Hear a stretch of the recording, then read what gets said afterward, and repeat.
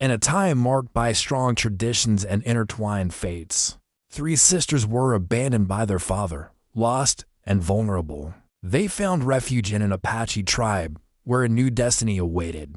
Could they adapt to this world? And more importantly, what future awaited them when they were married to the tribe leader's sons? Hey there. Thanks for being here. Leave a like, subscribe, and tell us in the comments where you're watching from and what you think of the story. Let's keep going. The scorching midday sun turned the earth into a silent furnace. Jack guided his horse down the dusty street of Cedar Falls, his experienced eyes observing the buildings worn down by time and drought. Water had become more precious than gold in this region, and he knew that better than anyone. That's when he heard the sobs. Three girls clung to each other in front of the abandoned saloon. The oldest, no more than 16, tried to comfort the two younger ones while tears carved trails through their dust-covered faces. Their clothes were torn and their eyes carried a fear that Jack recognized, the fear of abandonment. "He's not coming back," whispered the oldest girl, Sarah, pulling her sisters closer. "He left us here, and he's not coming back." Jack dismounted, slowly, his moccasins touching the ground with a muffled sound. The white man, who had just climbed into the wagon and departed toward the horizon, hadn't looked back even once. There was no doubt about what had happened here. The tribal leader felt something stir in his chest, an ancient wisdom that told him some encounters were not coincidence. He approached the girls with careful steps, his hands open in a sign of peace. "Are you alone?" he asked with a gentle but firm voice. Sarah's green eyes met Jack's dark ones with a mixture of defiance and desperation. She stood protectively in front of her sisters, Emily and Grace, who couldn't be more than 12 and 8 years old respectively. The sun beat down mercilessly on the empty street, and Jack could see the exhaustion etched in their young faces. "We don't need help," Sarah said, her voice cracking despite her attempt to sound strong. "We can take care of ourselves." Jack studied her for a moment, recognizing the pride that poverty couldn't strip away. He had seen it in his own people during the hardest winters, when accepting help felt like admitting defeat. But he also saw something else in her eyes, the burden of responsibility too heavy for someone so young. "When did you last eat?" he asked simply. The question hung in the air like dust. Grace's small hand moved instinctively to her stomach, and Emily looked away. Sarah's shoulders sagged slightly, the first crack in her armor. "This morning," she lied. Jack nodded as if he believed her, then walked to his horse and untied a leather pouch from his saddle. He pulled out strips of dried meat and offered them to the girls. Grace took a step forward before Sarah's hand stopped. "We don't take charity," Sarah said, but her voice was weaker now. "It's not charity," Jack replied. "It's sharing. My people have a saying, the earth provides for all, but only when we provide for each other." He placed the meat on the wood and stepped beside them and stepped back, giving them space. The smell reached the girls, and he could see their resolve wavering. Emily was the first to move, her small fingers grabbing a piece. Grace followed quickly, both girls eating as if they hadn't seen food in days, which Jack suspected they had in single quotes. Sarah remained standing, watching Jack with suspicious eyes. "What do you want from us?" "Nothing," he said, and meant it. "But I can't leave 3 children alone in a dying town." "We're not children," Sarah protested, though her voice lacked conviction. Jack looked around at the empty buildings, the boarded windows, the dust that covered everything like a burial shroud. Cedar Falls was indeed dying. The drought had lasted 3 years, and most families had either moved east or, well, some had made different choices, like the man who had driven away in the wagon. "Where will you go?" Jack asked. Sarah's silence was answer enough. She had no plan beyond surviving. The next day, maybe the next hour, Jack could see her mind working, weighing options she didn't really have. "My tribe is today's ride north," he said quietly. "There's water there, and food, and people who understand what it means to have nowhere else to go." "Indians," Sarah whispered. Not with malice, but with fear born of stories she'd heard. People, Jack corrected gently. Just people trying to live with dignity. Emily looked up from the dried meat, her young face streaked with tears she'd been holding back. Sarah, I'm tired, she whispered. Grace nodded, leaning against her older sister. The weight of decision pressed down on Sarah's thin shoulders. Jack could see the internal battle playing out across her features. Trust versus survival. Fear versus hope. He mounted his horse and looked down at them one more time. I'll be camped by the creek, half a mile north, if you change your mind.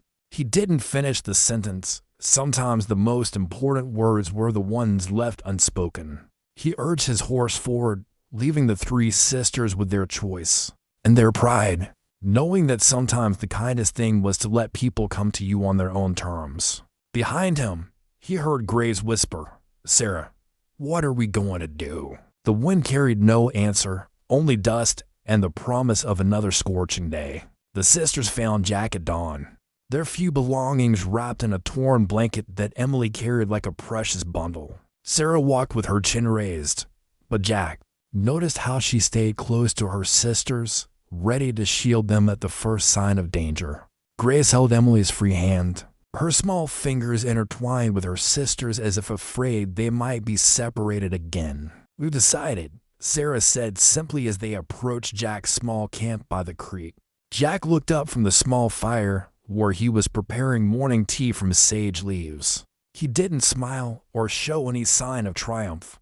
Instead, he nodded once and poured water from his canteen into a metal cup. Drink this, he offered to Grace, who looked the most fragile. The journey will be long. As they prepared to leave, Jack watched how the sisters moved together, Sarah checking that Emily had everything, Emily making sure Grace's shoes were tied properly, Grace humming softly to calm her own fears. They were already a family, bound by something stronger than blood, shared survival. The first hours of riding were silent. Jack had fashioned a travois behind his second horse for the girls to ride, cushioned with blankets and buffalo hide. Sarah sat upright, alert to every sound and movement around them, while Emily dozed fitfully and Grace watched the landscape change from barren scrubland to rolling hills dotted with hardy grass. Where exactly are we going? Sarah asked when the sun reached its peak. To a place where the underground springs still flow. Jack replied, where my people have lived for generations, learning to read the land's moods, and they'll accept us. 3 white girls. Jack was quiet for a moment, guiding his horse around a cluster of rocks. Acceptance isn't given, it's earned. But my people understand loss. They know what it means to have everything taken away. Emily stirred and sat up. Mr. Jack, why did you help us? The question was simple, but it carried weight. Jack had been asking himself the same thing during the quiet hours of the morning ride. Why had he stopped? Why had he offered help to strangers? When his own people faced the challenges of drought and dwindling resources, sometimes, he said slowly, the Great Spirit puts us exactly where we need to be. I was traveling south to trade with other tribes, looking for solutions to our water problems. But maybe the real solution wasn't what I was searching for. Maybe it was what found me. Grace perked up at this, like a sign. Perhaps. Jack's weathered hands were steady on the reins. My wife used to say that children are messages from the future, telling us that life wants to continue. Sarah's expression softened slightly. Used to say. She passed 2 winters ago. Fever. Jack's voice remained steady, but Sarah caught the brief tightening around his eyes. Left me with 3 boys and a tribe to lead through the hardest times we've known. The revelation hung in the air between them. Here was a man who had lost as much as they had, yet chose to take on more responsibility rather than less. Emily and Grace exchanged glances, while Sarah studied Jack's profile. With new understanding, your boys, Emily asked tentatively. How old are they? Liam is 18, Noah 15, and Caleb 12. A small smile crossed Jack's face. They're probably wondering where their father went and why he's bringing home 3 more mouths to feed. We can work, Sarah said quickly. "We're not helpless, I know," Jack replied. "That's not why I'm helping you." The afternoon stretched on, and gradually the girls began to relax into the rhythm of travel. Grace started humming again. Old songs their mother had taught them before she died. Emily began pointing out birds and asking their names. Even Sarah allowed herself to look around with curiosity rather than constant vigilance. As evening approached, Jack pointed ahead to where smoke rose from cooking fires. "There," he said. The village materialized from the landscape like something from a dream. Adobe and wooden structures nestled naturally into the rolling hillside, with cooking smoke rising from several homes and children's laughter carrying on the evening breeze. A small stream meandered through the settlement, its precious water glinting in the fading sunlight. Sarah's grip tightened on the blanket as curious faces turned toward their small procession. Women paused in their evening tasks, children stopped their games, and men looked up from tending horses. The scrutiny felt heavy, but not hostile, more like cautious interest. "Father," a tall young man with Jack's strong jaw and kind eyes approached them. This had to be Liam, the oldest son. Behind him came two other boys, Noah, lean and quick-moving, and Caleb, still carrying some of childhood's roundness in his cheeks. Jack dismounted and embraced his eldest son briefly. "Liam, these are Sarah, Emily, and Grace. They'll be staying with us." The simple statement carried no explanation, no justification. Liam looked at the three girls with frank curiosity, but without judgment. Noah hung back, studying them with the intensity of adolescence, while Caleb stepped forward with the easy acceptance of youth. "Are you hungry?" Caleb asked Grace, who was closest to his age. Grandmother to Eagles made rabbit stew, and there's cornbread. Grace nodded shyly, and Emily managed a small smile. Sarah remained guarded, taking in everything: the layout of the village, the faces of the people, the location of the stream. An elderly woman emerged from the largest dwelling, her silver hair braided with beads and feathers. Her movements were deliberate and graceful despite her age, and when she looked at the girls, her dark eyes held depths of understanding that made Sarah feel suddenly transparent. "Grandmother," Jack said respectfully, "these children need shelter." The woman, too, Eagles, approached the travois where the girls sat. She didn't speak immediately, instead studying each face with the patience of someone who had learned to read stories, written in expressions and posture. Grace met her gaze openly. Emily fidgeted but tried to be brave, and Sarah lifted her chin in defiant protection of her sisters. "The young one has music in her," to Eagles said finally, looking at Grace. "The middle one has the hands of someone who works hard," she observed of Emily, "and the eldest." Her eyes settled on Sarah. "The eldest carries too much weight for one so young." Sarah felt tears threaten and blinked them back fiercely. There was something about this woman's voice, not pitying, just knowing. "Come," to Eagles continued. "There's food, and after food, there are sleeping places to prepare." The evening unfolded with surprising gentleness. The villagers went about their business without staring, though Sarah noticed the discreet glances and quiet conversations. Liam helped his father care for the horses while Noah and Caleb showed the girls where to wash their hands and faces at the stream. During the meal, eaten in Jack's modest home around a low wooden table, Sarah found herself relaxing despite her intentions. The food was simple but flavorful: rabbit stew with wild onions and herbs, cornbread still warm from the cooking fire, and tea that tasted of mint and something else she couldn't identify. "Tomorrow," Jack said as they finished eating, "we'll talk about how things work here. Tonight, rest." Two Eagles had prepared bedrolls in a small room adjacent to Jack's main living area. As the girls settled down, Sarah heard Grace whisper to Emily, "The food was good." "The boys seem nice," Emily whispered back. Sarah said nothing, but she noticed that for the first time in months, Grace wasn't whimpering in her sleep, and Emily's breathing came easy and deep. Outside, she could hear the gentle sounds of a community settling into night. Distant conversations, A baby's cry quickly soothed. Someone singing softly in a language she didn't understand but found strangely comforting.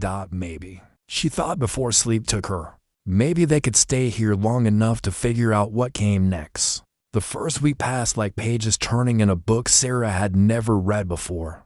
Each morning brought new rhythms, new faces, new ways of understanding how people could live together. The girls woke to the sound of activity, women grinding corn, men tending horses, children already at play despite the early hour. Sarah threw herself into work with fierce determination. She helped two eagles with cooking, learned to weave grass into baskets, and assisted with mending clothes. Her hands, already rough from years of caring for her sisters, adapted quickly to new tasks. When other women in the village saw her dedication, they began including her in their conversations, teaching her words in their language, showing her which plants were safe to gather. "You don't have to prove yourself every moment," Jack told her one evening as she continued working by firelight long after the others had retired. "Yes, I do," Sarah replied without looking up from the shirt she was mending. "We're guests here. We have to earn our keep." Jack sat down across from her, his weathered hands folded. "My wife used to say that some people work so hard to deserve love that they forget to accept it when it's offered freely." Sarah's needle paused in mid-stitch. "I'm not looking for love. I'm looking for a place where my sisters can be safe. And what about you? Don't you deserve safety too?" The question hung between them like smoke from the dying fire. Sarah resumed her sewing, but Jack could see the slight tremor in her hands meanwhile. Emily had discovered an affinity for activities that took her away from the village's center. Liam, recognizing her restless energy, began teaching her to track animals and identify edible plants. She learned quickly, her sharp eyes catching details that others missed. Noah often joined these expeditions, and Sarah noticed how Emily began to smile more, how her shoulders lost some of their permanent tension. "She is like a young deer," two eagles observed, watching Emily dart between trees during a game with the village children, always ready to run, but learning when it's safe to be still. Grace had found her own path to belonging. Her humming during daily tasks began to incorporate melodies she heard from the village women. When evening gatherings included singing and storytelling, she listened with intense concentration, occasionally joining in with harmonies that seemed to come from somewhere deep inside her. One evening, as the community gathered around the central fire, Grace surprised everyone by standing and singing a song their mother had taught them. A simple melody about birds finding their way home. Her clear, sweet voice carried across the circle, and when she finished, the silence that followed felt sacred rather than empty. "Music heals what words cannot touch," two eagles said softly to Jack. Caleb had appointed himself Grace's particular friend and protector. Despite being only a year older, he seemed to understand her sensitive nature intuitively. He showed her where the best berries grew, taught her games that didn't require much talking, and sat beside her during meals when the chatter of many voices became overwhelming. Sarah watched these developing friendships with mixed emotions. Part of her was grateful.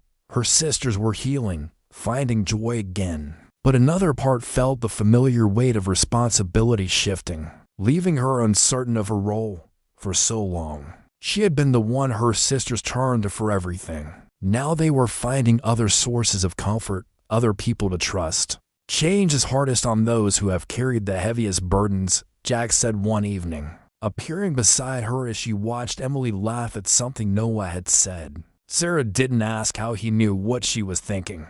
"Someone has to watch out for them." "Yes," Jack agreed, "but not every moment of every day. Not anymore." As the second week began, Sarah found herself facing a new kind of challenge, learning how to simply be Sarah. Rather than Sarah the protector of everyone else. 3 weeks into their stay, the dynamics within Jack's household had settled into something resembling normalcy. Yet underneath the surface, deeper currents were beginning to flow. Sarah noticed it first in the way Caleb lingered after meals to help her clean dishes, and how his eyes sought hers during evening gatherings. You don't have to stay and help, Sarah said one evening as Caleb carefully dried wooden bowls by the fire's light. I want to, he replied simply. At 12, he was already showing signs of the man he would become, tall like his father, with steady hands and a quiet confidence that reminded Sarah of Jack. Besides, my brothers get to spend time with Emily and Grace. Shouldn't I get to spend time with you? Sarah felt heat rise in her cheeks. She was only 16, but the years of responsibility had aged her beyond her time. Still, Caleb's straightforward honesty made her feel something she'd almost forgotten, that she was young, and that being young wasn't something to be ashamed of. And meanwhile, Emily's expeditions with Liam had evolved beyond simple lessons in survival skills. They had developed an easy partnership in the wilderness, communicating with glances and subtle gestures when tracking game or identifying plants. Liam's patient teaching style suited Emily's eager but cautious nature. You have good instincts, Liam told her as they crouched beside deer tracks near the stream. Most people walk through the forest trying to impose their will on it. You listen to what it's telling you. Emily flushed with pride at the compliment. At 14, Emily was caught between childhood and womanhood, and Liam's respect for her abilities meant more than he probably realized. When he showed her how to read the wind's direction and understand animal behavior, she felt truly seen for the first time in her life. Grace's connection with Noah had surprised everyone, including two eagles. The 15-year-old boy, usually restless and prone to moodiness, became patient and gentle around Grace. He seemed to understand her need for quiet spaces and her sensitivity to loud noises or sudden movements. She sees things differently, Noah explained to his father when Jack asked about his growing protectiveness toward Grace. Like yesterday, when she said the clouds looked worried, I thought it was just silly talk. But then the storm came. She notices things the rest of us miss. Jack nodded thoughtfully. Noah had always been his most troubled son, struggling to find his place between responsible Liam and easygoing Caleb. But Grace's quiet presence seemed to anchor something in him. One evening, as the village prepared for sleep, Sarah found herself walking with Jack toward the stream to fetch water for the morning. The familiar task had become a ritual they shared, a time for quiet conversation away from listening ears. They're happy here, Sarah said, watching her breath mist in the cool air. Double quotes, yes. And you? Sarah considered the question. I'm adjusting, Jack chuckled softly. That's what I said when my wife first brought me to this place 20 years ago. I was from a different tribe, different customs. Took me months to admit I was happy. What changed your mind? I realized that home isn't a place you're born to. It's a place you choose to build, with people you choose to love. They walked in comfortable silence until Sarah spoke again. Caleb asked me today if I knew how to dance, and I told him I'd never learn. He said Noah could play the flute, and maybe he could teach me. Jack smiled in the darkness. And what did you tell him? I said maybe. Sarah's voice was soft, uncertain. Is it wrong to think about dancing when we've lost so much? My wife used to say that joy isn't disrespectful to sorrow. They can exist together, like rain and sunshine making rainbows. As they reached the stream, Sarah knelt to fill the water containers. In the moonlight, she could see her reflection wavering. On the surface, a young woman's face, not the worried child who had arrived 3 weeks ago. Jack, she said quietly, yes, thank you for seeing us as more than just 3 abandoned children. Jack's hand briefly touched her shoulder. Thank you for letting us see who you really are. The morning started like any other. Sarah was helping 2 eagles prepare breakfast when young Running Bear came racing into the village. His horse lathered with sweat and his face grave with urgent news. Jack, he called out. A white man approaches from the south. He carries no trade goods, travels alone, and asks about 3 girls. Sarah's wooden spoon clattered to the ground. Emily, who had been braiding Grace's hair nearby, froze mid-motion.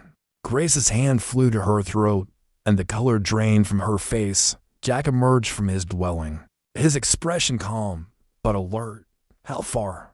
An hour's ride, maybe less. He pushes his horse hard. Sarah stood on unsteady legs. After a month in the village, she had almost begun to believe they were truly safe, that their father had forgotten them or moved on to whatever new life he had planned without the burden of 3 daughters. "It's him," Emily whispered, her voice barely audible. "He's come back." Grace began to tremble, and Noah immediately moved to her side, placing a protective arm around her shoulders. Caleb stepped closer to Sarah, his young face set in determined lines that reminded her painfully of Jack. "Why would he come?" Sarah asked, though she dreaded the answer. "He made it clear he didn't want us." 2 eagles, who had been listening with the sharp attention of someone who had survived many storms, spoke quietly. Desperate men often reconsider their choices when other options fail. Jack's jaw tightened. "Liam, take the horses to the back pasture. Noah, gather the younger children and keep them near the center of the village. Caleb," he paused, looking at his youngest son, "stay with the girls. Father, I need you here," Jack said firmly. This is important. As the village quietly mobilized around them, Sarah felt the familiar weight of responsibility settling back on her shoulders. Like a heavy cloak, her sisters looked to her for guidance, for strength, for the promise that she would protect them as she always had. "Sarah," Grace whispered, "what if he wants to take us back?" The question hung in the air like a blade. Sarah had no legal claim to her sisters, no power to refuse if their father demanded their return. They were his property in the eyes of the law, regardless of how he had treated them. "I won't let him," Sarah said, but the words felt hollow even to her own ears. Jack overheard and approached them. "In this village, family is defined by care, not by blood or law. You are under my protection now." "But legally," Sarah began, "there is the white man's law, and there is the law of what is right." Jack interrupted quietly. "Sometimes they are not the same thing." The sound of approaching hoofbeats grew louder. Through the gap between buildings, they could see a lone rider cresting the hill, a man in a battered hat and dusty clothes, sitting slumped in his saddle as if the weight of his journey had worn him down to bone and desperation. Sarah recognized the set of his shoulders, the way he held his head, even in a distance. Even after weeks of hoping never to see him again, she knew her father immediately. "What do we do?" Emily asked, her voice tight with fear. Before anyone could answer, the rider spotted the village and urged his tired horse forward. As he drew closer, Sarah could see that he looked worse than when he left them in Cedar Falls, thinner, more desperate, with the hollow eyes of a man who had found that running away solved nothing.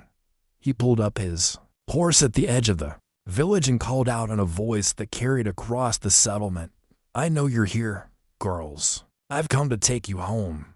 The words sent ice through Sarah's veins. Home, as if they had ever had such a thing with him. Jack walked forward with measured steps, his presence commanding without being aggressive. Behind him, other village men emerged from their dwellings, forming a loose semicircle that was both welcoming and protective. The message was clear. This was their territory, their people, their rules. "You're a long way from home, stranger," Jack said, his voice carrying the authority of leadership. "What brings you to our village?" Thomas Morrison dismounted slowly, his movements stiff with exhaustion and something else, perhaps shame or fear. Up close, Sarah could see how much the weeks had changed him. His clothes hung loose on his frame, his beard was unkempt, and his eyes held the desperate look of a man who had burned all his bridges. "I've come for my daughters," Thomas said, trying to inject authority into his voice, but succeeding only in sounding hollow. 3 girls. Someone in Cedar Falls saw them leave with an Indian. That was you, wasn't it? "I travel many places," Jack replied neutrally. "Meet many people." Thomas's gaze swept the village until it landed on Sarah, Emily, and Grace huddled together near Jack's dwelling. His face shifted through several expressions: relief, anger, something that might have been regret. "There they are," he said, starting forward. "Sarah, Emily, Grace, come here. We're going home." None of the girls moved. Grace pressed closer to Noah. Emily grabbed Liam's hand, and Sarah stepped forward, placing herself between her father and her sisters. "We are home," Sarah said, her voice steadier than she felt. Thomas stopped, his face darkening. "Don't be foolish, girl. These people have filled your head with nonsense. You belong with family. Family doesn't abandon children in a dying town," Sarah replied, the words coming from a place of hurt she had tried to bury. "I did what I had to do." Thomas's voice cracked. "You don't understand what I've been through, what choices I had to make. But I'm here now. I've come back for you." Two Eagles stepped forward, her aged voice carrying clearly across the space between them. "Why?" The simple question seemed to take Thomas by surprise. "What do you mean? Why?" "They're my daughters. But why now?" Two Eagles continued. "Why return for what you chose to leave behind?" Thomas looked around the circle of faces, all watching him with quiet judgment. My plans didn't work out. The job I was promised, it fell through. I thought maybe we could start over, together. So you return not because you love them, but because you need them," Jack observed quietly. It's not that simple." Thomas ran a hand through his greasy hair. "Look, I know I made mistakes, but they're still my blood, my responsibility. Responsibility isn't claimed when convenient," Liam said, speaking up for the first time. "It's carried every day, through every hardship." Sarah felt a surge of gratitude toward Liam for his defense, but also a growing certainty about what she needed to do. She walked closer to her father, close enough to see the desperation in his bloodshot eyes. "You left us," she said quietly. "You looked at us like we were burdens you couldn't wait to shed. And now you want us back because your other plans failed. Sarah, please. I know I hurt you, but you didn't hurt us." Sarah interrupted. "You freed us. You freed us to find people who actually wanted us around, who saw us as blessings instead of burdens." Thomas's face crumpled slightly. "I am your father." "No," Sarah said with quiet finality. "A father protects, a father provides, a father stays." She gestured toward Jack. "He is more of a father to us in 1 month than you were in 16 years. The words hung in the air like an accusation and a liberation all at once. Thomas looked from his daughters to the village around them, perhaps seeing for the first time how they had been cared for, how they had flourished. "I can change," he said weakly. "Maybe you can," Sarah replied, "but not with us, not anymore." Thomas Morrison stood in the center of the village circle, surrounded by silent witnesses to his shame. The weight of Sarah's rejection seemed to crush something inside him, and for a moment, he looked like what he truly was, a broken man who had made terrible choices and was now facing their consequences.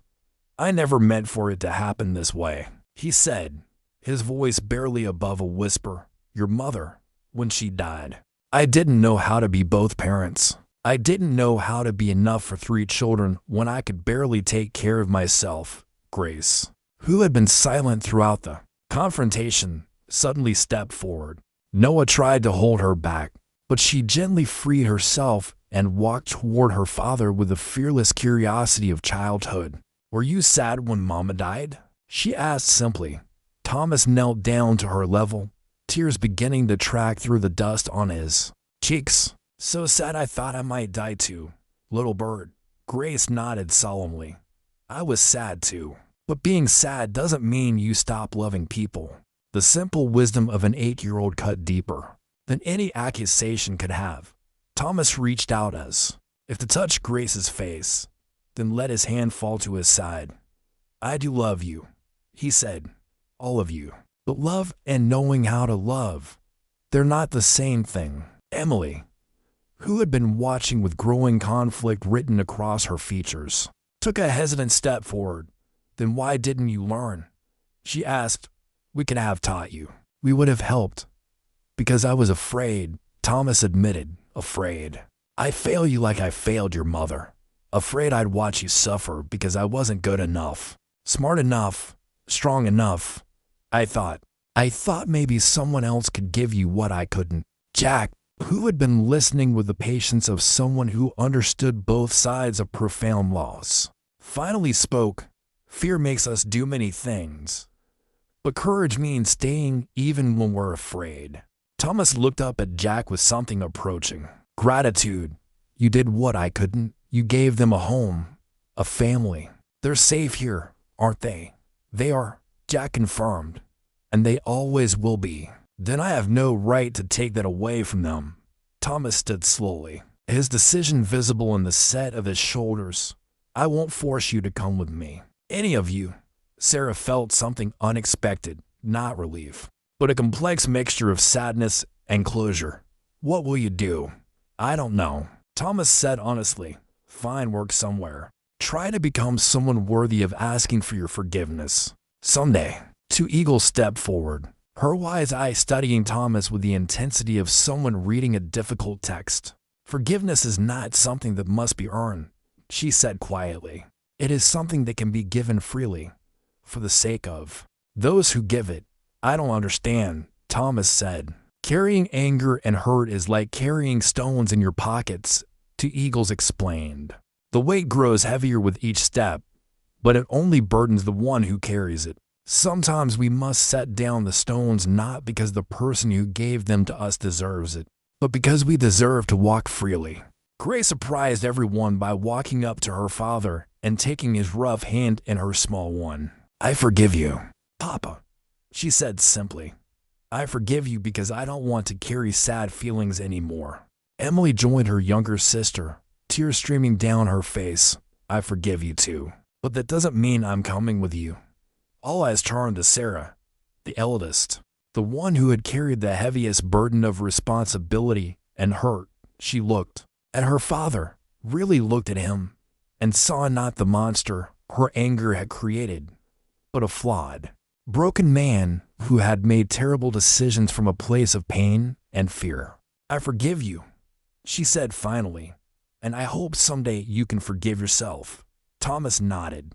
Unable to speak around the emotion in his throat, Thomas departed the next morning, but not before accepting a meal and water for his journey from Two Eagles, who insisted that no one should leave their village hungry, regardless of past wrongs. As his figure disappeared into the shimmering heat haze, Sarah felt a chapter of her life closing and another beginning. However, the emotional resolution with their father was quickly overshadowed by a more pressing concern. The stream that had sustained the village for generations was running lower each day. What had been a flowing creek when the girls arrived was now little more than a trickle, and the community wells were beginning to show troubling signs of depletion. We need to go deeper, Jack announced during the evening council meeting. Find the underground sources that our ancestors spoke of in the old stories. Elder Stonewolf, one of the village's most respected leaders, shook his head gravely. Those sources are legend. Jack's stories told to children, stories often carry truth. Wrapped in imagination, Two Eagles interjected. My grandmother spoke of waters that flowed beneath the red rocks, 3 days' ride to the north. Sarah, who had been granted permission to attend the council meetings in recent weeks, listened to the debate with growing concern. She had seen what drought could do to communities. Cedar Falls was proof enough of that. But here, in this place that had become home, the thought of losing everything seemed unbearable. I could help, she offered during a lull in the discussion. I know how to organize work parties, how to ration water supplies in Cedar Falls. Before, she paused, then continued with quiet confidence. Before we left, I helped coordinate the community efforts to conserve what little water we had. The council members exchanged glances. It was unusual for someone so young, and especially someone so recently arrived, to offer input on such critical matters. But Sarah's practical experience and her proven dedication to the community had earned her respect. "What would you suggest?" Jack asked. Sarah stood, her mind organizing thoughts that had been forming throughout the discussion. "We divide into teams. One group focuses on conservation, finding every possible way to use less water without compromising health. Another group searches for new sources, following the old stories and looking for signs the land gives us. A third group prepares for the possibility that we might need to move temporarily to survive." "And who would lead these efforts?" Elder Stone Wolf asked, not dismissively, but with genuine curiosity. "I could coordinate the conservation efforts," Sarah said. "Liam knows the land better than anyone. He could lead the search teams. And too, Eagles understands both the old ways and what the community needs. She could help plan for worst-case scenarios." Liam sat up straighter at being mentioned. "I'd be honored to lead search parties. Emily has been learning to read the land signs. She could help identify promising areas. And I could organize the younger children to help with water collection and rationing," Emily added, her confidence growing as she saw her skills being valued. Grace, who rarely spoke in large groups, surprised everyone by raising her small voice. "The songs our grandmother taught me. Some of them talk about finding water. Maybe they're like maps, but in music." Jack smiled at his adopted daughter's eagerness to contribute. "Then we have our plan. But remember, this won't be easy. We're asking the land to give us what it may not have to spare." Over the following days, the entire village transformed into a coordinated effort of survival. Sarah's conservation teams implemented strict water rationing schedules, collected every drop of morning dew, and created systems for recycling gray water for crops. Her natural leadership abilities, honed by years of caring for her sisters, flourished in this larger context. Liam and Emily led daily expeditions, following animal trails and studying vegetation patterns for signs of hidden water sources. Grace walked with two eagles, singing the old songs and listening for echoes that might reveal underground streams. Noah worked with the practical preparations, maintaining tools, caring for horses, and helping plan supply routes if the village needed to relocate temporarily. The work was hard, the uncertainty constant, but Sarah noticed something remarkable happening.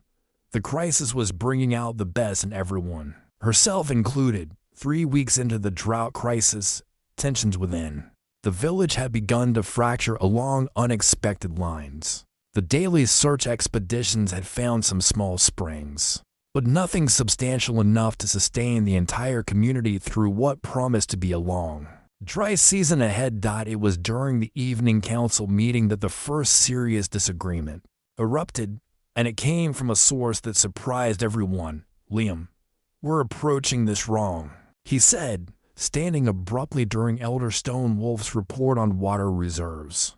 "We keep searching for water where our ancestors found it, but the land has changed. The old ways aren't working." A murmur of unease rippled through the gathering. Questioning traditional methods was not done lightly in the village, especially by someone so young. "The old ways have sustained us for generations," Elder Stone Wolf replied firmly. "They will sustain us now, will they?" Liam's voice carried a frustration that had been building for weeks. "Look around you. The springs our grandparents relied on are dry. The plants that used to indicate water sources are dying. We need to think differently. Try new approaches." Jack studied his eldest son with a mixture of pride and concern. "What would you have us do?" "There are white settlements to the east that have successfully dug deep wells using new techniques. If we could learn those methods, you would have us depend on the white man's ways." Elder Stone Wolf's voice carried sharp disapproval. "I would have us survive," Liam shot back. "Our pride won't save us if we all die of thirst." The argument might have escalated further, but Grace's clear voice suddenly rose above the tension, singing one of the water songs two eagles had been teaching her. The melody was haunting, ancient, and it seemed to flow through the gathering, like the very water they sought. When she finished, the silence that followed felt different, not angry, but contemplative. "The child reminds us Two Eagles said softly. That some things cannot be forced or argued into existence. Water finds its own path, in its own time. But the council meeting had revealed something troubling.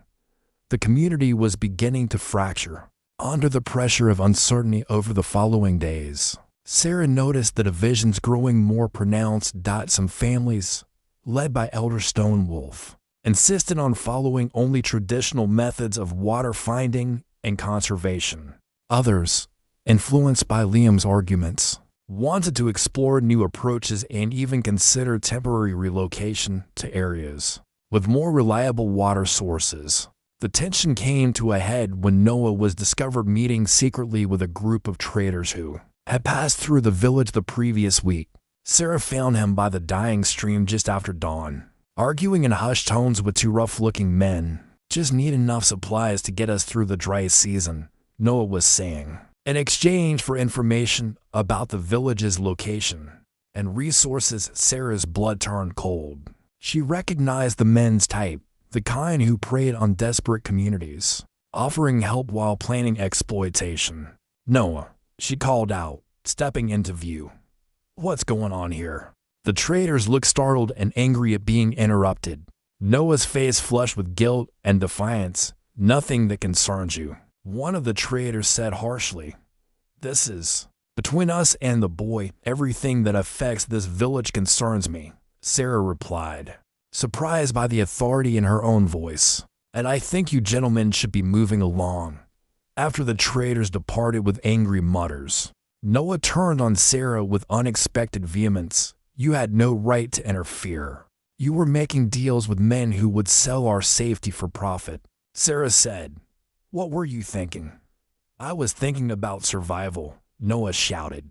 About finding solutions while everyone else argues about tradition versus progress. Those men have access to resources we need. At what cost, Noah? What did they want in return? Noah's silence was answer enough. Sarah felt a deep sadness settle over her as she realized that the crisis was revealing not just the best in people, but also their capacity for desperate choices. Does your father know? She asked quietly. My father is so focused on keeping everyone happy that he can't make the hard decisions, Noah said bitterly. Someone has to. But Sarah could see in his eyes that he knew he had crossed a line, and that knowledge was eating at him. Sarah's discovery of Noah's secret dealings created a crisis that went beyond water shortage. She faced an agonizing decision: expose Noah's betrayal to Jack and the council, potentially destroying his relationship with his family, or try to handle the situation quietly and risk the village's safety. For 3 sleepless nights, she wrestled with the choice. During the day, she watched Noah moving through the village with guilt written in every gesture, avoiding eye contact with his father and brothers. Grace, with her intuitive sensitivity, sensed the tension and stayed close to Sarah, offering wordless comfort. You're carrying something heavy, Two Eagles observed on the 3rd evening, finding Sarah sitting alone by the nearly dry stream. Sarah looked up at the elderly woman who had become like a grandmother to her. What do you do when protecting someone you love means betraying someone else you love? Two Eagles settled beside her with the careful movements of age. You tell me what burdens your heart, child. So Sarah told her everything. Noah's meeting with the traders, his bitter words about Jack's leadership, the impossible position she found herself in. Two Eagles listened without judgment, her weathered hands folded in her lap. And what does your heart tell you to do? Two Eagles asked when Sarah finished. My heart tells me to protect him, but my mind tells me the village needs to know. Ah, Two Eagles said softly. You think these are different things? Before Sarah could ask what she meant, commotion erupted from the village center. Shouts and the sound of running feet sent both women hurrying toward the disturbance.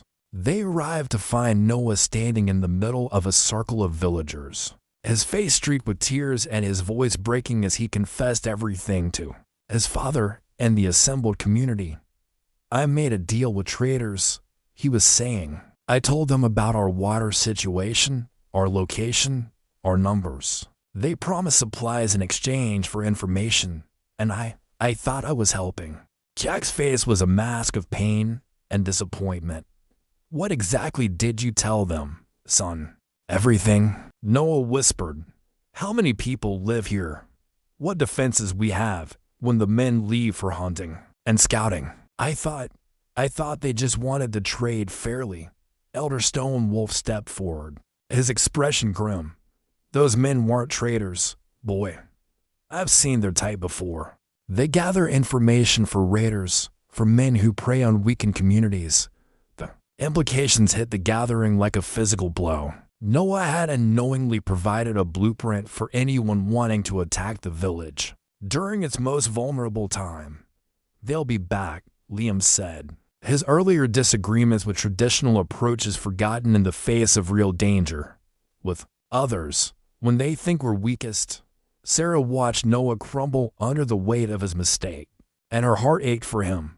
She stepped forward into the circle. He came to me 3 days ago, she said clearly. He told me what he'd done and asked for my help in making it right. It was a lie, but it was a lie that served a greater truth. Noah was fundamentally good, just desperate and confused. She saw Jack's eyes widen slightly, understanding what she was doing. Noah looked at her with surprise and gratitude. Sarah, you don't have to. Yes, I do, she said firmly. Because that's what families do. We protect each other, even from our own mistakes. Two Eagles stepped forward, her voice carrying the authority of age and wisdom. The question now is not who to blame, but what to do. If raiders come, we must be ready. Jack straightened, his leader's instincts taking over. Liam, gather the hunting parties. We need scouts watching all approaches to the village. Noah, he paused, looking at his middle son with eyes full of hurt, but also love. Noah, you'll help coordinate our defenses. You know what information you gave them. Help us use that knowledge to protect our people. Father, we'll talk later, Jack said quietly. Right now, we prepare. As the village mobilized around the new threat, Sarah felt Grace slip her small hand into hers. You saved him, Grace whispered. We saved each other, Sarah replied, watching Noah throw himself into the defensive preparations with desperate energy. That's what love does. The raiders came at dawn on the 4th day, just as Elder Stone Wolf had predicted. But they found a village transformed, not weakened by internal division and drought, but unified by shared purpose and careful preparation. Sarah stood on the ridge overlooking the main approach to the village, her heart pounding as she counted the riders. 8 men, armed and clearly expecting to find an easy target. Noah crouched beside her, his face grim with determination to make amends for his mistake. There, he pointed. The one in front with the red bandana. That's Marcus, the leader. He asked most of the questions about our defenses. Below them, the village appeared deceptively quiet. Children and elderly had been moved to the safest dwellings, while the adults took positions according to the plan they had practiced over the past 3 days.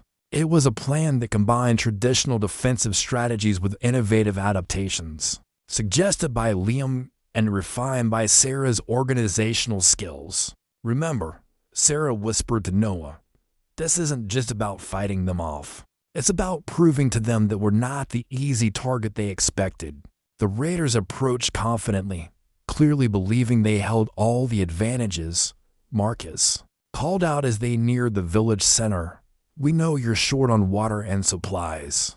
We're here to offer a trade, your cooperation for the resources you need to survive. Jack emerged from his dwelling, flanked by Liam and several other men. But instead of the weakened, desperate leader the raiders expected, they saw a man standing, tall with quiet authority, backed by a community that had found strength in unity. We appreciate the offer, Jack replied calmly, but we have everything we need. Marcus laughed harshly. That's not what your boy told us. Said you were nearly out of water. Divided about what to do next. Children sometimes see only part of the story, Jack said. Perhaps you should look more carefully, as if choreographed. Villagers began emerging from concealed positions throughout the settlement. Women appeared on rooftops with bows, Men stepped out from behind buildings with weapons ready, and even some of the older children took visible defensive positions. The raiders found themselves surrounded and outnumbered. But the most powerful moment came when Grace stepped forward into the open space between the two groups. Her small voice carried clearly in the morning air as she began to sing. Not one of the traditional water songs, but a new melody she had created, weaving together themes of protection, family, and belonging. The songs seemed to embody everything the village had become through their trials, a place where people chose to stand together, not because they had to, but because they wanted to, where strength came not from desperation, but from love. Emily joined her sister's song, then Sarah, then two eagles. Soon the entire village was singing, their voices creating a sound that was both beautiful and unmistakably powerful. It was a declaration that could not be misunderstood. These people belonged to each other and to this place, and they would not be intimidated or divided. Marcus and his men exchanged uneasy glances. This was not what they had expected to find. They had come looking for a vulnerable target and instead discovered a united community that had transformed crisis into strength. "This isn't over," Marcus said, but his bravado sounded hollow. "Yes, it is," Sarah said, stepping forward to stand beside Jack. "Because we're not going anywhere, and we're not afraid. Find some other place to practice your trade." After a tense moment, the raiders wheeled their horses around and departed, clearly understanding that they had misjudged their intended victims. As the dust settled, Noah turned to his father with tears in his eyes. "I'm sorry, Father. I nearly destroyed everything." Jack placed a hand on his son's shoulder. "You made a mistake, but you also helped us see what we're capable of when we stand together. Sometimes the greatest gifts come from our deepest failures." The crisis had passed, but its effects would linger, not as division, but as proof of what they could accomplish together. 1 year later, the village by the stream looked vastly different. From the drought-stricken settlement the raiders had tried to intimidate, the underground springs that Grace's songs had helped locate were flowing strong, fed by winter rains and careful conservation practices that had become a way of life. Gardens flourished where once only dust had blown, and children's laughter filled spaces that had once echoed with worry. Sarah stood at the edge of the settlement, watching the sun rise over rolling hills that were green again. At 17, she had grown into a woman whose quiet strength was recognized throughout the village. Today, however, her thoughts were not on community responsibilities but on the simple wooden ring that Caleb had carved for her, which now adorned her finger. "Are you ready?" Emily asked, approaching with Grace at her side. Both sisters wore traditional dresses that two eagles had helped them make, incorporating both their own heritage and the customs of their adopted people. "As ready as anyone can be for something this wonderful and terrifying," Sarah replied with a smile. The triple wedding ceremony was two eagles' idea, a celebration not just of three unions, but of the way individual lives could weave together to create something stronger and more beautiful than any single thread. The entire village had spent weeks preparing, creating a feast that would honor both the joy of the occasion and the gratitude they all felt for having survived and thrived together. Liam waited near the ceremonial fire, his usual serious expression softened by anticipation as he watched for Emily. At 19, he had grown into a leader in his own right, someone who could balance respect for tradition with openness to necessary change. His expeditions had discovered not just water sources, but trade routes and alliances that had brought prosperity to the village. Noah stood beside his older brother, no longer the conflicted boy who had nearly betrayed his community, but a young man who had earned back trust through consistent service and humble dedication. His eyes were fixed on Grace, who had blossomed from a frightened child into a young woman whose music and intuitive wisdom had become treasured gifts to their people. Caleb, now 13 and showing signs of the man he would become, waited with the patience his father had taught him. His quiet devotion to Sarah had never wavered, even when others wondered if their age difference made the match unsuitable. But Sarah's wisdom and Caleb's steadfast character had convinced even the skeptics that some connections transcended conventional expectations. Jack stood at the center of the ceremony space, wearing the ceremonial clothes of his office as village leader. But today, he served not as an authority figure, but as a father blessing the unions of his sons with the daughters he had chosen to love as his own. Today we celebrate not just these marriages, Jack said as the ceremony began, but the truth that family is not determined by blood or birth, but by choice and commitment. These three couples represent the best of what we can become when we choose love over fear, unity over division, hope over despair. Two eagles stepped forward, her age hand steady as she began the traditional blessings, but she added words that were new, created for this unique occasion. Let these unions remind us that love multiplies when shared, that strength grows when combined, and that the future belongs to those who plant seeds of kindness in the present. The ceremony was simple but profound. No elaborate rituals or expensive displays, just honest promises spoken before people who had proven their commitment to supporting one another through whatever challenges might come. As Sarah spoke her vows to Caleb, she thought about the journey that had brought them all to this moment. From the abandoned children in Cedar Falls to the women standing confidently in their chosen home, the transformation felt like a miracle, but one earned through courage, forgiveness, and the daily choice to build something beautiful from whatever materials life provided. Grace's voice rose in a song she had composed for the occasion, weaving together melodies that represented all the threads of their shared story. Emily joined her, then Sarah, then the entire gathering, their voices creating a harmony that seemed to reach beyond the village to touch the sky itself. After the formal ceremony, the celebration continued long into the evening. There was food, prepared by hands that had learned to turn simple ingredients into feasts, music that blended traditions old and new, and stories that would be told for generations about the year when three sisters found their way home. As the evening wound down, Sarah found herself sitting with Jack beside the fire that had witnessed so many important moments in their lives. Any regrets? Jack asked quietly.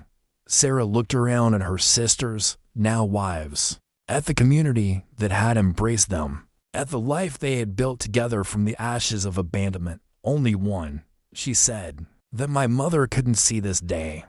She would have loved knowing we found our way to happiness. She knows, Jack said with the certainty of someone who had made peace with loss. Love doesn't end with death.